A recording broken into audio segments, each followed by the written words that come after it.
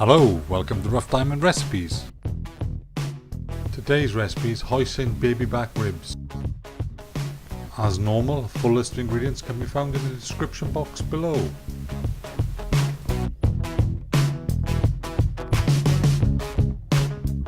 Put the ribs to one side and combine all the rest of the ingredients in a bowl.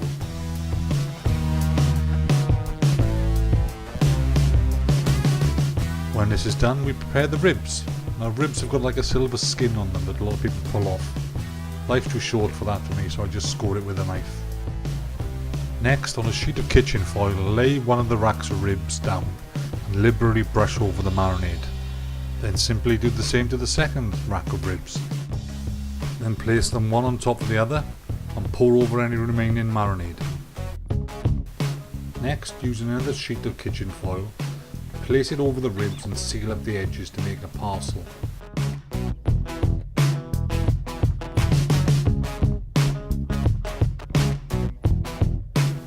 Then it's simply off to 150°C oven for 3 hours.